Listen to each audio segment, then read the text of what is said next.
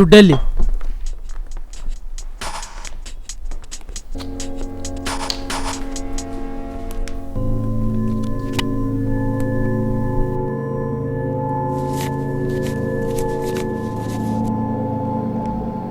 ₹100 ಕಡಿಮೆ ಇದೆ. ಅದನ್ನ ಹಳೆ ಸಾಲಕ್ಕೆ ಬಡ್ಡಿಯಾಗಿ ತಗೊಂಡ್ರು. ಮುಂದಿನ ತಿಂಗಳು ಕೊಡ್ತೀನಿ ಅನ್ಬೇಕಿತ್ತು. ಅದು ಶಾಲೆಗೆ ಸೇರೋದಿತ್ತು. ಏನು? ಶಾಲೆನ? ನೀನ್ ಶಾಲೆಗೆ ಸೇರಿದ್ರೆ ದುಡಿಯೋರು ಯಾರು? ನೆಟ್ಟಿಗೆ ಮೊದಲು ದುಡಿಯೋದ್ ಕಲಿ.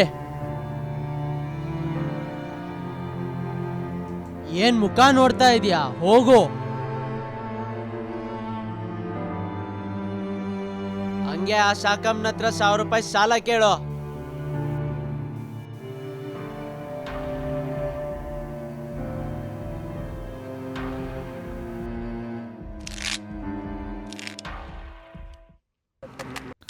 ಇನ್ನೊಂದು ಹಾಕೋ.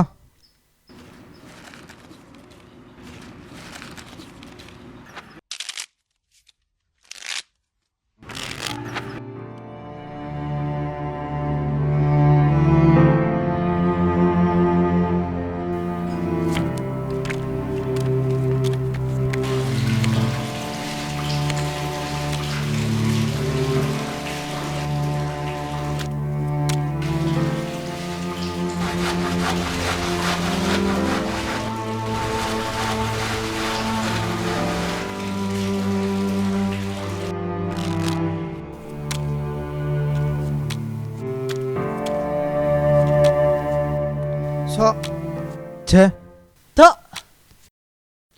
ಏನು ಕೆಂಪಯ್ಯ, ಇತ್ತೀಚೆಗೆ ಒಂದು ಆಟನೋ ಗೆದ್ದಿಲ್ಲ? ಏನು ಮಾಡೋದು, ಆ ಮೂಲ ನಕ್ಷತ್ರ ನೋಡಿದ್ರೆ ದರಿದ್ರನೇ. ಇವತ್ತು ಒಳ್ಳೆ ಬನ್ನೂರು ಮರಿ ಕಡಿಸ್ತೀನಿ. ಇದನ್ನೇ ಹಿಂಗೆ ಬಾಳ್ತಾ ಇದೀಯಾ? ಇನ್ನು ಈ ಊರು ನಿಧಿ ಸಿಕ್ಬಿಟ್ರೆ? ಏನು ನಿಧಿನ? ಅಲ್ಲೇ ಗುರ್ದೈತೆ ಆಯ್ತಲ್ಲ. ಎಲ್ಲ ಅವರು ಪೊಲೀಸಾ? ಅವ್ರನ್ನೂ ಒಂದು ಆಟಕ್ಕೆ ಹಾಕೊಳ್ಳೋಣ ಬಿಡು. ನಮ್ಗೆ ಯಾಕಪ್ಪ ಪೊಲೀಸ್ ಹೊಡೆದು ಬಿಡ್ತಾರೆ?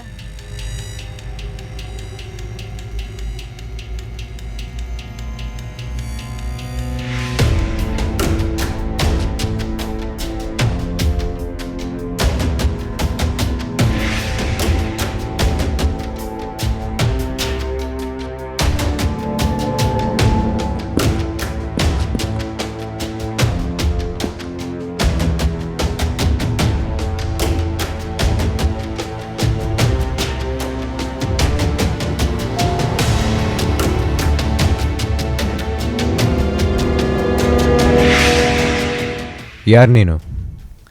ನಾನು ಕೆಂಪಯ್ಯ ಸ್ವಾಮಿ. ನೀವು? ನಾನೊಬ್ಬ ಆರ್ಕಿಯಾಲಜಿಸ್ಟ್.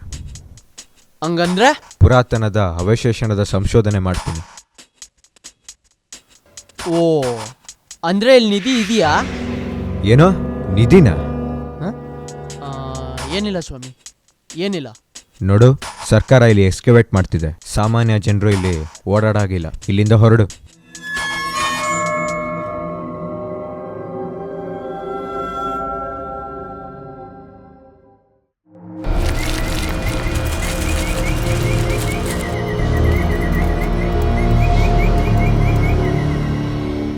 ಸ್ವಾಮಿ, ಸ್ವಾಮಿ, ತುಂಬ ಕಷ್ಟ ಆಗ್ತಾಯಿದೆ ಸ್ವಾಮಿ. 2 ಹೊತ್ತು ಊಟಕ್ಕೂ ಕಷ್ಟ ಆಗಿದೆ ಸ್ವಾಮಿ. ಏನಾದರೂ ಸಹಾಯ ಮಾಡಿ ಸ್ವಾಮಿ. ಅಡಗಿಕೊಂಡಿದೆ ಆ ಗುಡ್ಡದ ಗುಹೆಯಲ್ಲಿ ನಿಧಿ. ಅದು ಎಲ್ಲರಿಗೂ ಸಿಗುವುದಿಲ್ಲ. ಓಂ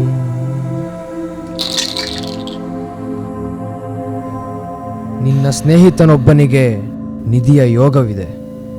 ಅವನಿಗೆ ಸಿಕ್ಕರೆ ನಿನಗೂ ಒಳ್ಳೆಯದಾಗುತ್ತೆ. ಆಯಿತು ಸ್ವಾಮಿ.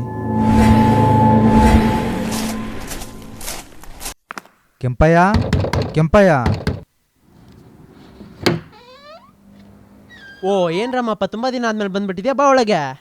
ಸಕ್ಕರೆ ಜಾಸ್ತಿ ಬೇಡ, ಬಾ, ನಿನ್ನ ಹತ್ರ ಮಾತಾಡಬೇಕು. ಸರಿ ಬಾ, ಇಲ್ಲೇ ಕುತ್ಕೊಂಡು ಮಾತಾಡೋಣ. ಅದೇನು ಮಾತಾಡಬೇಕು? ಏನು ಕೆಂಪಯ್ಯ, 2 ದಿನ ಆಟಕ್ಕೆ ಬಂದಿಲ್ಲ? ಬಂದ್ರಷ್ಟು ಬಿಟ್ರಷ್ಟು ಗೆಲ್ಲದೇ ಇಲ್ಲಲ್ಲ. ಏನು ಮಾಡೋದು, ಜೀವನನೇ ಕಷ್ಟ ಆಗೋಗ್ಬಿಟ್ಟಿದೆ. ಇದಲ್ದೆ ಆ ನಿಧಿ ನೋಡ್ಕೊಂಡು ಹೋದ್ರೆ ಅದು ಯಾವುದೋ ಯಪ್ಪ ನನ್ನ ಬೈದ್ಬಿಟ್ಟು ಕಳಿಸ್ಬಿಟ್ಟ. ಸ್ನೇಹಿತನೊಬ್ಬನಿಗೆ ನಿಧಿಯ ಯೋಗವಿದೆ. ಹಾಂ, ಏಯ್ ಅದಿರೋದು ನಿಜ ಕಣೋ. ಅವೆಲ್ಲ ಸಿಗೋ ಮಾತೇನೋ, ಸುಮ್ಮನೆ ಬಿಟ್ಬಿಡು. ಏಯ್ ನಾನು ಒಬ್ಬರ ಹತ್ರ ಕರ್ಕೊಂಡು ಹೋಗ್ತೀನಿ, ಅವ್ರ ಮಾತು ಕೇಳಿದ್ರೆ ನಿಧಿ ಸಿಕ್ಕೇ ಎಲ್ಲ ಸಿಗುತ್ತೆ. ಆಗೋದಿಲ್ಲ ಬಿಡು ಮಾರಾಯ. ನೀ ಮೊದಲು ಬಾಪ. ಅವರು ಅಂತಿಂತ ಪವಾಡ್ ಪುರುಷರಲ್ಲ. ನೀನು ಸುಮ್ಮನೆ ಅವ್ರ ಮಾತು ಕೇಳು, ನಿನ್ನ ಜೀವನ ಬಂಗಾರ ಆಗುತ್ತೆ. ಏನು ಕತೆನೋ ಏನೋ ನೋಡ್ರಮ್ಮ, ಇಷ್ಟು ದಿನನೇ ಏನೂ ಆಗಿಲ್ಲ, ಸುಮ್ಮನೆ ಇವೆಲ್ಲ ಬೇಕಾ? ಅಲ್ಲ ನೀನು ಬಾಪ, ಅದೇನಂದ್ರೆ ಸುಮ್ಮನೆ ಬಾ. ಅಯ್ಯೋ ಅದೇನು ಬರ್ಬೇಕು? ಏನಯ್ಯ ನೀನು?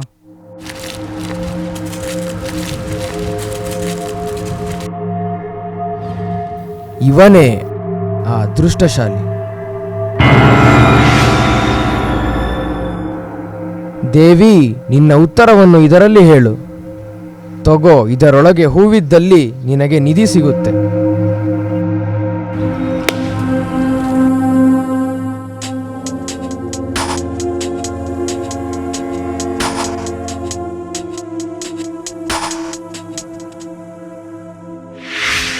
ದೇವಿ ಒಪ್ಪಿದ್ದಾಳೆ. ನಿನಗೆ ಅದೃಷ್ಟ ಒಲಿದು ಬಂದಿದೆ, ಅದರೊಂದಿಗೆ ದಿಗ್ಬಂಧನಗಳೂ ಇವೆ. ಅದಕ್ಕೆ ಒಂದು ಪೂಜೆ ಬೇಕಾಗಿದೆ. ಎಷ್ಟಾಗುತ್ತೆ ಕೇಳು. ಸ್ವಾಮಿ, ಪೂಜೆ ಮಾಡಿಸ್ತಾನಂತೆ, ಆದರೆ ಎಷ್ಟಾಗುತ್ತೆ ಅಂತ ಹೇಳಿದ್ರೆ ಅನುಕೂಲ. ಆ ಪೂಜೆಯ ವೆಚ್ಚ 5 ಲಕ್ಷ. ನಿನ್ನ ಜವಾಬ್ದಾರಿ. ಸ್ವಲ್ಪ ಕಡಿಮೆ ಮಾಡ್ಕೊಳ್ಳಿ ಸ್ವಾಮಿ. ಮೂರ್ಖ, ನಿನಗೆ ನಿಧಿಯೇ ಸಿಗುತ್ತಿದೆ. ಇಷ್ಟು ಪವಾಡ ಮಾಡಿದರೆ ಇನ್ನೂ ನಿನಗೆ ನಂಬಿಕೆ ಬರ್ತಿಲ್ವಾ? ಅವೆಲ್ಲ ಸರಿನೇ, ದುಡ್ಡಲಿಂದ ಹೊಂಚ್ತೀಯ. ಬರ್ಬತ್ತಾಗಿದ್ದೀನಿ. ಮನೆ ಇದೆಯಲ್ಲೋ? ಏನು ನನ್ನ ಮನೆನಾ? ಏಯ್, ಇನ್ನು ಎಷ್ಟು ದಿನ ಅಂತ ಈ ಹಳೆ ಮನೇಲಿರ್ತೀಯ? ಏಯ್, ನಿಂಗೆ ಮನೆ ದೊಡ್ಡದ ನಿಧಿ ದೊಡ್ಡದ?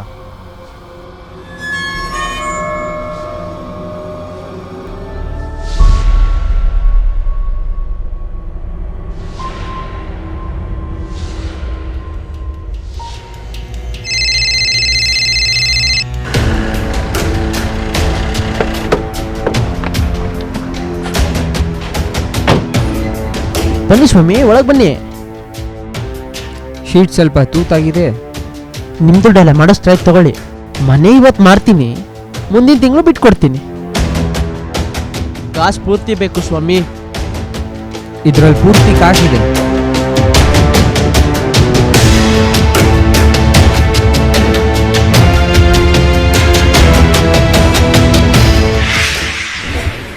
ಸ್ವಾಮಿ, ದುಡ್ಡು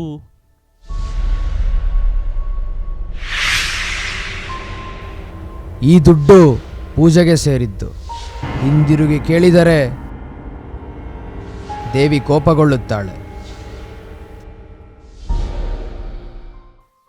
ನಿಂಗೆ ಶಾಲೆ ಅಂದರೆ ಇಷ್ಟ ಅಲ್ವಾ? ನಾನು ಮಾತಾಡ್ಕೊಂಡು ಬಂದಿದ್ದೀನಿ, ನಿನ್ನ ಶಾಲೆಗೆ ಸೇರಿಸ್ತೀನಿ. ಆದರೆ ಸಮಯ ಆಗೋಗ್ಬಿಟ್ಟಿದ್ಯಲ್ಲಪ್ಪ.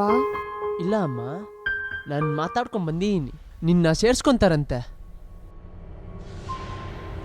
ಅದು ಇವತ್ತೊಂದು ಪೂಜೆ ಇದೆ, ಆ ಪೂಜೆ ಮಾಡಿಬಿಟ್ರೆ ಚೆನ್ನಾಗಿ ವಿದ್ಯೆ ಹತ್ತುತ್ತಂತೆ. ಇವತ್ತೇ ಮಾಡಬೇಕು. ಅದಕ್ಕೆ ಈ ಬಟ್ಟೆ ಹಾಕ್ಕೊಂಡು ತಯಾರಾಗಬೇಡಮ್ಮ. ಸರಿಯಪ್ಪ, ಆಯಿತು.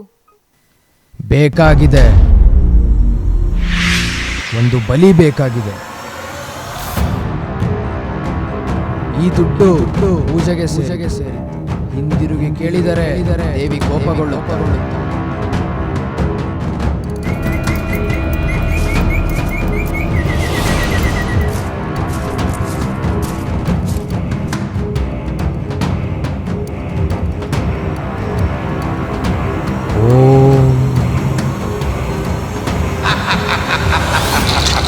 ಏನಾಗಲ್ಲ. ದೇವಿ, ಆಜ್ಞೆಯನ್ನು ನೀಡು. ಓಂ ಭೀಂ ಬುಷ್. ಇದನ್ನು ಆ ಮಗುವಿಗೆ ಕುಡಿಸು. ತಗೋಮ್ಮ, ತಗೋ, ಏನಾಗಲ್ಲ. ನೀನು ಒಳ್ಳೇದಕ್ಕೆ ಮಾಡ್ತಿರೋದು. ತಗೋ.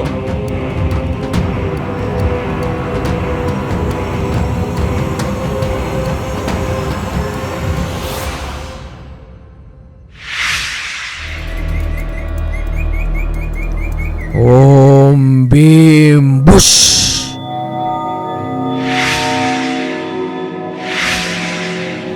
ಸ್ವಾಮಿ, ಎಷ್ಟೇ ಆದರೂ ಅವಳು ನನ್ನ ಮಗಳು. ಅವಳು ಬಲಿ ಕೊಡೋದನ್ನ ನಾನು ನೋಡೋಕ್ಕಾಗಲ್ಲ. ಸರಿ, ನೀನಿನ್ನು ಹೊರಡು. ಆಯಿತು ಸ್ವಾಮಿ, ನೀವು ಹೇಳಿದ ಜಾಗಕ್ಕೆ ಹೋಗ್ತೀನಿ. ಒಮ್ಮೆ ಕೈ ಮುಗಿದು ನನ್ನ ಮಂತ್ರವನ್ನು ಹೇಳಿದಾಗ ನಿನಗೆ ಒಂದು ರಂಧ್ರದೊಳಗೆ ನಿಧಿ ಕಾಣುತ್ತೆ.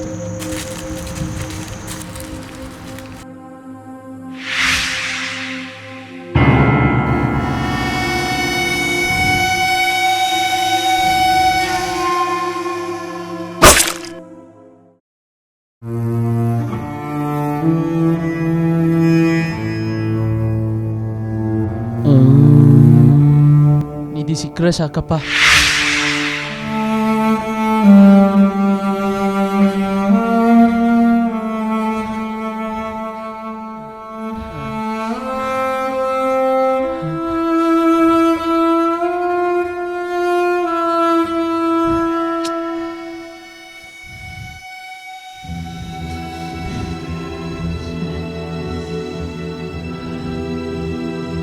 ಇಷ್ಟೊತ್ತಾಯ್ತು, ಏನೂ ಕಾಣಿಸ್ತಾನೆ ಇಲ್ಲ.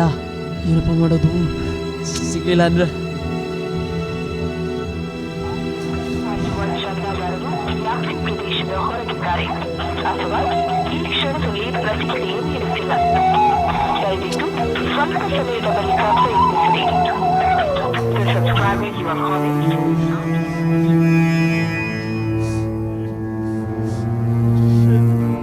ಕಳ್ಕೊಂಡೆ, ಎಲ್ಲ ಕಳ್ಕೊಂಡೆ.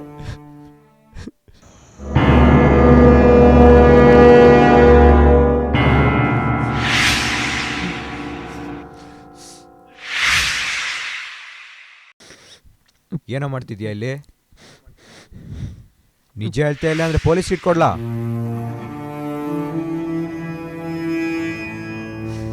ಕಳ್ಕೊಂಡೆ, ಎಲ್ಲ ಕಳ್ಕೊಂಡೆ. ಅಪ್ಪ ಅಪ್ಪ, ನಾನು ಶಾಲೆಗೆ ಚೆನ್ನಾಗಿ ಓದಬೇಕು. ಅಮ್ಮನೂ ಇಲ್ಲ ಅಂದ್ರೂ ನೀನೇ ನಂಗೆ ಇಲ್ಲ ಅಪ್ಪ. ನನ್ನ ದುರಾಸೆ, ಮೂರ್ಖತನದಿಂದ ಎಲ್ಲ ಕಳ್ಕೊಂಡೆ.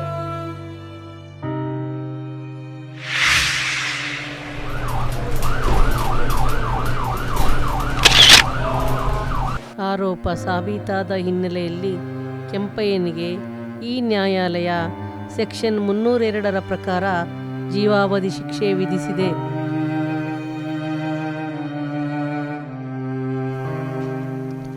ಯಾರಿಗೆ ತನ್ನ ಮೇಲೆ ನಂಬಿಕೆ ಇರಲ್ವೋ ಅಂಥವ್ರಿಗೆ ಮೂಢನಂಬಿಕೆ ಇರುತ್ತೆ.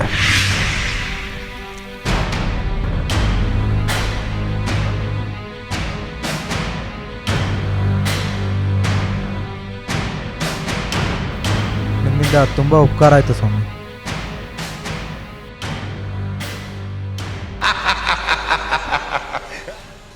ಮೂಢನಂಬಿಕೆಯಿಂದ ಒಂದು ಮುಗ್ಧ ಜೀವದ ಬಲಿ ಮೂರ್ಖತನ ಅಲ್ಲ, ಘೋರ ಪಾಪ. ಇವನ ಒಂದು ಮೂಢನಂಬಿಕೆಯಿಂದ ತನ್ನ ಮನೆಯನ್ನೇ ಕಳ್ಕೊಂಡ, ತನ್ನ ಮಗಳನ್ನೇ ಕಳ್ಕೊಂಡ, ಕೊನೆಗೆ ತನ್ನ ಜೀವನವನ್ನೇ ಕಳ್ಕೊಂಡ. ದುರಾಸೆ, ಸೋಂಬೇರಿತನ ಸೇರಿ ಈತ ಮಾಡಿದ ಪಾಪದಿಂದ ಇವನಿಗೆ ಮುಳುಗಿದ ಸೂರ್ಯ ಮತ್ತೆ ಏಳಲೇ ಇಲ್ಲ. ನೆನಪು ಮೆಲುಕು ಹಾಕಿದಾಗ ಎಷ್ಟೋ ಮುಗ್ಧ ಜೀವಿಗಳ ಬಲಿ ಇನ್ನೂ ಕಾಡುತ್ತೆ.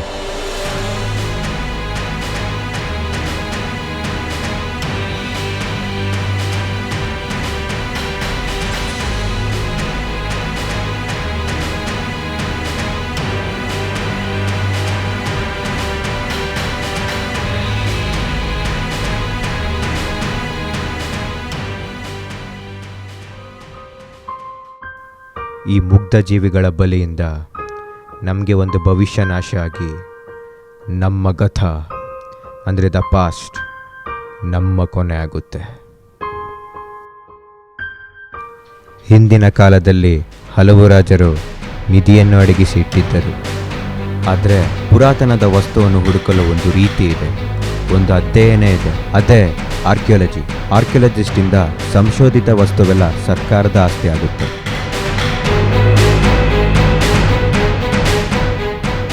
ಜನರು ಜಾಗೃತಿಗೊಂಡಲ್ಲಿ ಮಾತ್ರ ಇವೆಲ್ಲ ಅರ್ಥ ಆಗುತ್ತೆ.